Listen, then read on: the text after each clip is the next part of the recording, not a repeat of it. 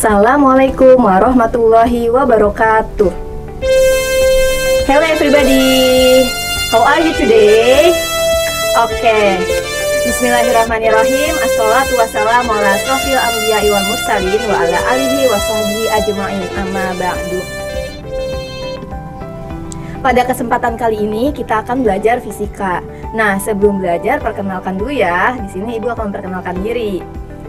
My name is Mutia Hanifah. You can call me Miss Muti or Bu Muti ya. Oke, Ibu punya pantun nih. Beli semangka dibelah 4. Belajar fisika harus semangat. Baik adik-adik, biar belajarnya lebih semangat, kita yel-yel Alfida dulu ya. Ketika Ibu bilang Alfida cendekia, maka teman-teman jawab soleh, berilmu, dan beradab.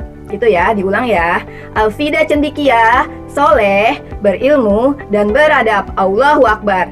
Mudah bukan? Selanjutnya yang kedua, ketika Ibu bilang cerdas cendekia bersama Alfida. Fikir, zikir, fikir, zikir, bismillah, Allahu Akbar. Diulangin ya. Cerdas cendekia bersama Alfida.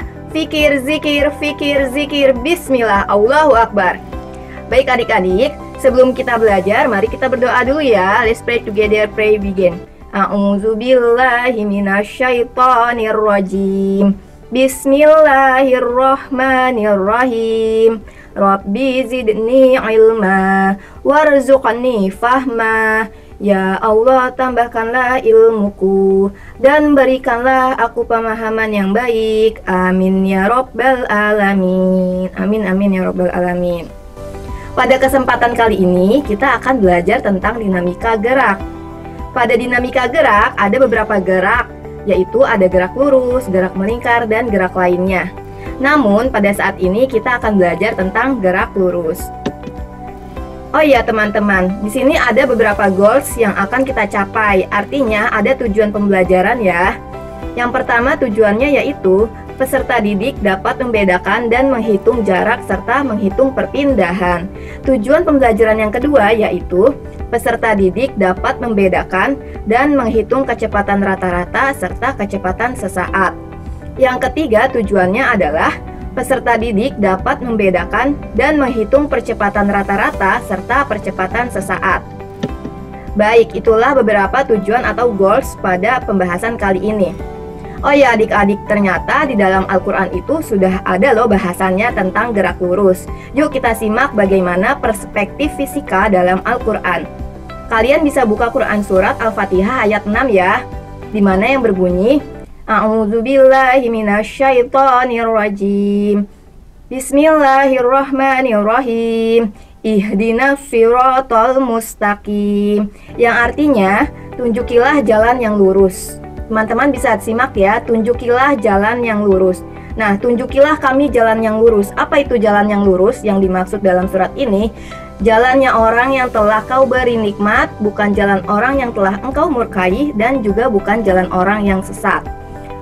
Maha suci Allah ya, Masya Allah. Bahkan di dalam Al-Quran pun sudah jelas ada pembahasan tentang jalan yang lurus. Sama halnya seperti kita melaksanakan sholat 5 waktu.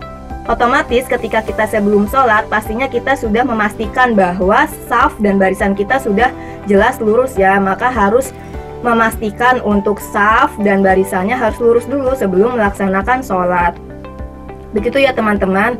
Lalu bagaimana sih gerak lurus dalam fisika itu? Berikut untuk penjelasannya ya. Pada gerak lurus terdapat beberapa konsep atau istilah yang harus kita pelajari.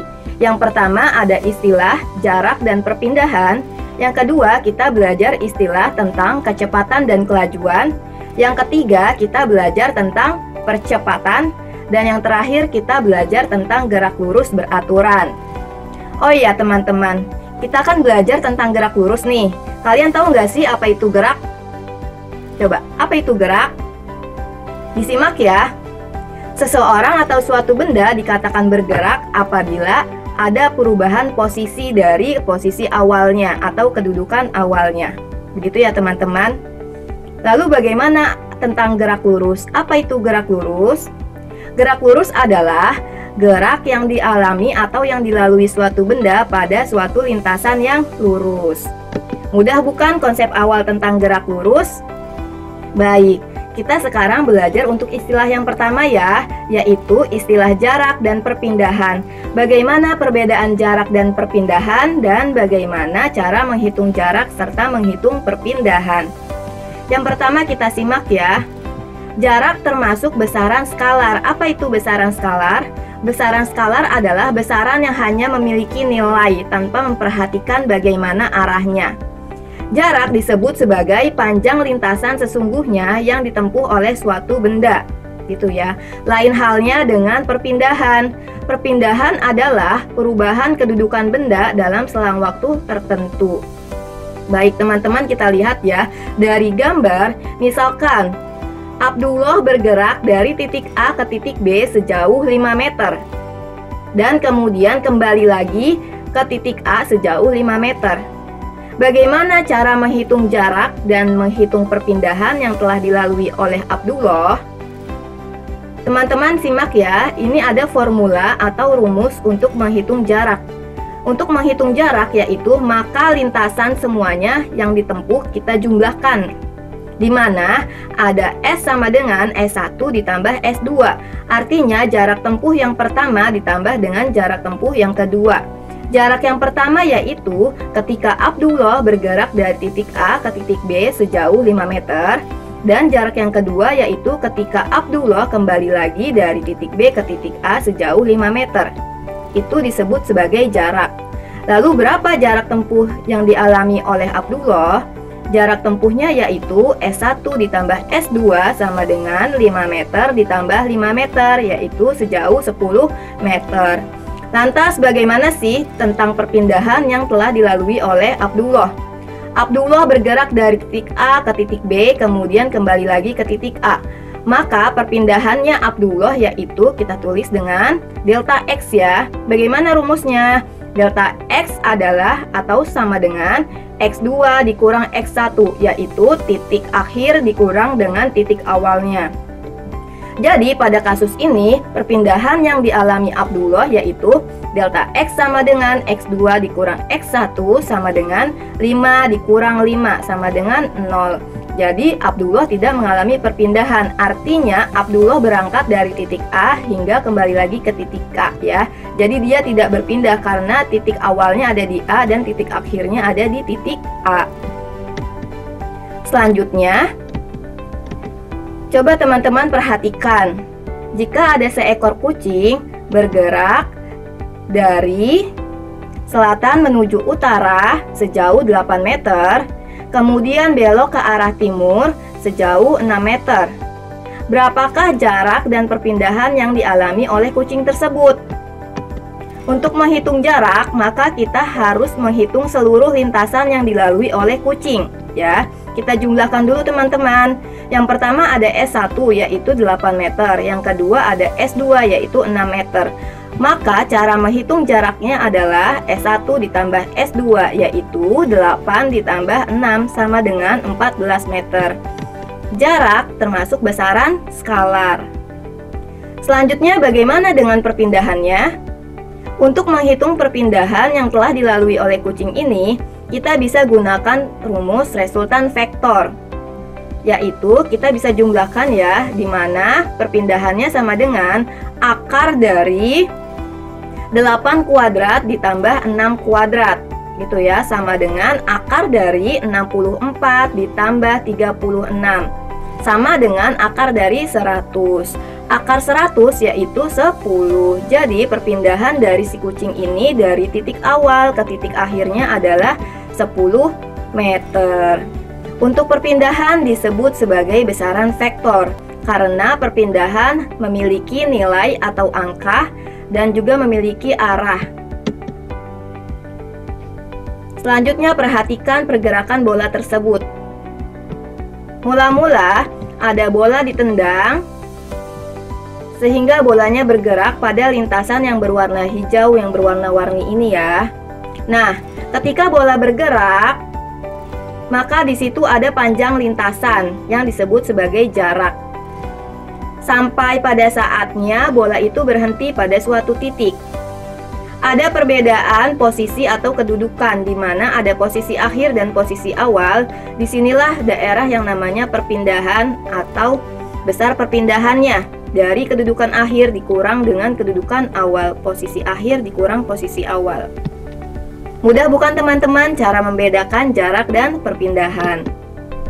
Selanjutnya coba teman-teman simak gambar mobil ini ya. Mobil bergerak dari satu titik ke titik lainnya. Coba teman-teman perhatikan deh. Berapa sih jarak tempuh yang dilalui oleh mobil ini? Bagaimana cara menghitung jarak? Cara menghitung jarak maka panjang lintasan seluruhnya itu kita hitung ya. Jadi panjang jarak tempuh dari mobil tersebut sebesar 6 satuan karena bergerak dari koordinat 2 sampai koordinat min 4. Untuk jarak tidak memperhatikan bagaimana arahnya ya, hanya memperhatikan berapa nilai atau angkanya. Selanjutnya, berapakah perpindahan yang ditempuh oleh mobil tersebut? Perpindahan yang dilalui mobil bisa kita lihat dari titik akhir dan titik awalnya. Jadi caranya adalah delta X sama dengan X2 dikurang X1 atau posisi akhir dikurang dengan posisi awal. Posisi akhir mobil ini berada pada koordinat min 4, sedangkan posisi awal mobil tadi bergerak pada koordinat 2. Maka perpindahannya bisa kita tulis dengan cara min 4 dikurang 2, yaitu min 6. Min 6 satuan. Min ini menunjukkan bahwa pergerakan mobil bergerak ke arah negatif atau bergerak ke arah kiri, gitu ya teman-teman. Yang selanjutnya kita belajar konsep istilah tentang kecepatan dan kelajuan. Oh ya teman-teman, ada kecepatan rata-rata. Yang pertama kita belajar kecepatan rata-rata dulu ya. Apa itu kecepatan rata-rata? Kecepatan rata-rata adalah perubahan posisi yang terjadi dibagi dengan waktu tempuhnya. Teman-teman lihat ya, dari kata kecepatan maka ada huruf P. Jadi biar gampangnya huruf P inilah yang mewakili dari rumus dari kecepatan tersebut. Rumusnya yaitu V rata-rata sama dengan perpindahan dibagi waktu.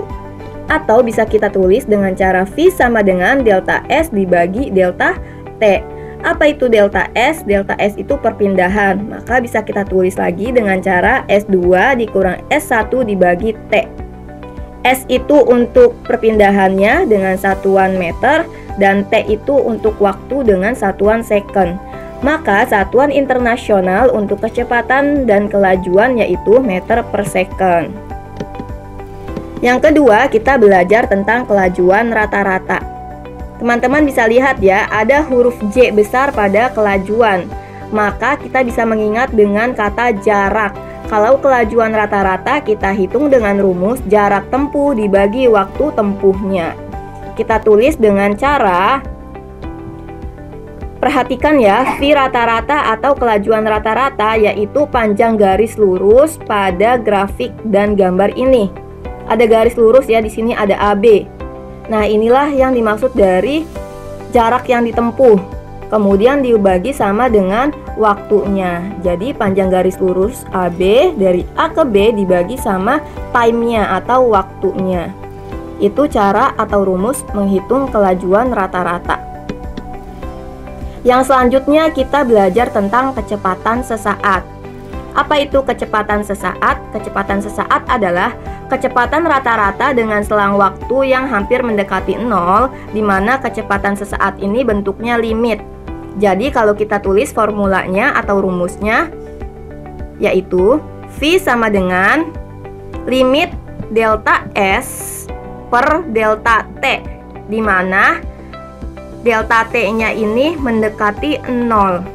Atau jika kita tulis dalam bentuk diferensial, maka bentuk rumusnya yaitu V sama dengan ds per dt. Atau kita baca diferensial S terhadap T. Apa itu T? T-nya untuk waktu, S-nya untuk jarak. Jadi kita identifikasi ya satu persatu. S itu jarak dengan satuan meter, T untuk waktu dengan satuan second, dan V untuk kecepatan dengan satuan meter per second. Gampang kan teman-teman? Selanjutnya kita bahas apa itu percepatan atau acceleration. Percepatan adalah perubahan kecepatan pada selang waktu tertentu.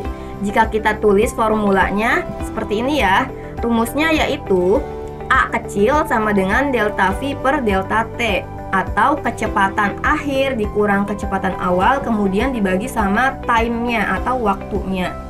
Jadi rumus percepatan yaitu kecepatan dibagi selang waktu. Adapun satuan internasional untuk percepatan yaitu meter per second kuadrat.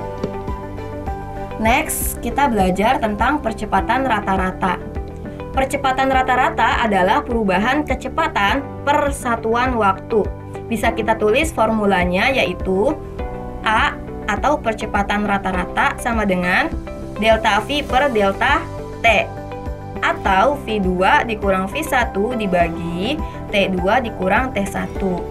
Sedangkan kalau percepatan sesaat adalah perubahan kecepatan pada suatu saat tertentu, di mana percepatan rata-rata ini dalam selang waktunya hampir mendekati 0. Jadi kalau kita tulis formulanya atau rumusnya, A sama dengan limit delta V per delta T, di mana T-nya ini mendekati 0. Atau bisa kita tulis dalam bentuk diferensial, A sama dengan dV per delta T, atau diferensial kecepatan terhadap diferensial waktu. Kemudian bisa kita tulis lagi menjadi D kuadrat X dan DT kuadrat. D-nya itu untuk diferensial ya teman-teman. Artinya percepatan ini adalah bentuk turunan dari kecepatan terhadap waktu. Selanjutnya kita masuk ke pembahasan yang baru, apa itu gerak lurus beraturan. Berdasarkan kecepatannya, gerak lurus dibedakan menjadi dua, yaitu gerak lurus beraturan atau GLB dan gerak lurus berubah beraturan atau GLBB. Apa itu gerak lurus beraturan? Gerak lurus beraturan adalah lintasan gerak benda yang merupakan garis lurus dan lajunya tetap setiap saat, atau kecepatan benda selalu konstan. Jadi untuk gerak lurus beraturan, V atau kecepatannya bernilai konstan. Contohnya nih, teman-teman perhatikan ya, ada gambar rel kereta api dan kereta apinya. Pada rel kereta api ada sebuah kereta api yang melakukan gerak lurus.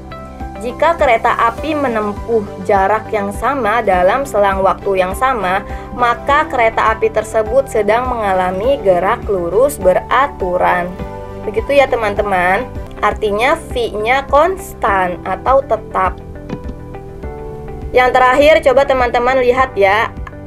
Dari gambar pergerakan mobil mula-mula bergerak dengan kecepatan V sampai di titik kedua. Jadi kita tulis ya, di sini ada yang namanya panjang lintasannya atau jarak.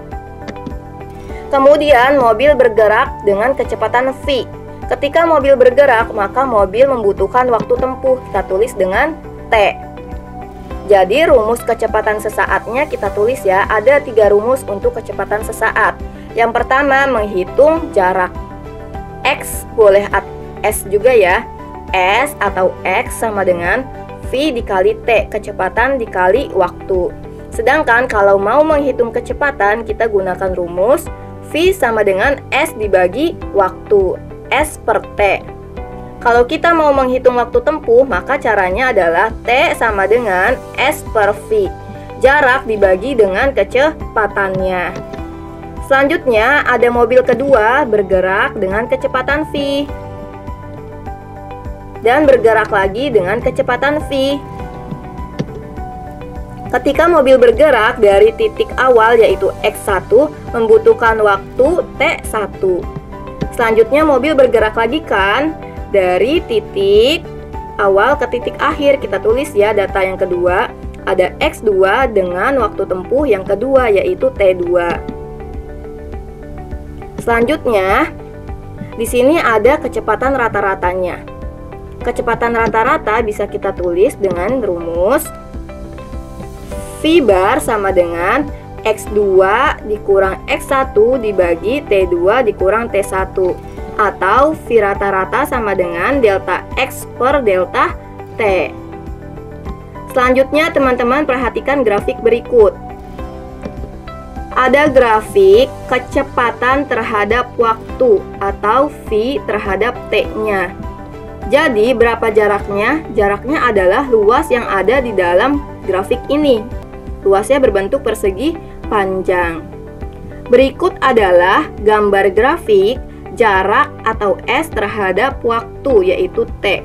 Maka ada kecepatan yang semakin lama semakin meningkat gitu ya. Yang terakhir, teman-teman perhatikan representasi grafik gerak lurus beraturan. Ketika mobilnya bergerak, maka mobil sudah berpindah tempat, yaitu ada yang namanya jarak. Ketika mobil bergerak, mobil membutuhkan waktu untuk pergi ke tempat berikutnya gitu kan, untuk titik-titik selanjutnya. Jadi kita kumpulkan di sini beberapa grafiknya. Yang pertama ada grafik jarak terhadap waktu. Kita perhatikan bahwa jarak terhadap waktu ini semakin jauh jaraknya, maka waktu yang ditempuh pun juga akan semakin lama atau semakin besar. Yang kedua ada grafik kecepatan V terhadap waktu. Ingat ya konsep GLB atau gerak lurus beraturan, bahwa V atau kecepatannya selalu konstan, yaitu tetap. Maka untuk grafiknya berbentuk garis lurus seperti ini, garisnya mendatar ya. Jadi selalu konstan, besarnya selalu 10 meter per second. Misalnya pada grafik ini. Bagaimana grafik percepatan A terhadap waktu, yaitu T? Di sini tidak ada percepatannya ya teman-teman, karena kalau GLB hanya membahas tentang kecepatan yang selalu konstan.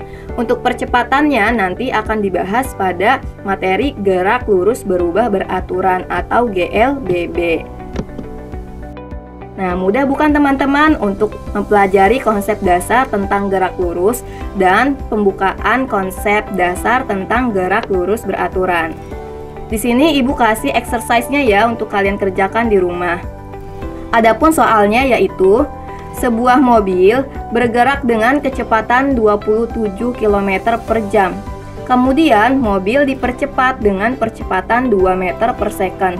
Hitunglah kecepatan mobil dan jarak yang ditempuh selama 5 detik setelah percepatan tersebut. Nanti teman-teman kerjakan ya dan jawab latihan ini pada kolom komentar di bawah ini. Kalian hitung berapakah jarak yang ditempuh mobil dan berapakah kecepatan mobil tersebut. Ibu rasa cukup dulu ya. Burung Irian, burung cendrawasih. Cukup sekian dan terima kasih. Beli balon, beli kedongdong. Sudah nonton? Di like dong. Billahi taufiq wal hidayah. Wassalamualaikum warahmatullahi wabarakatuh.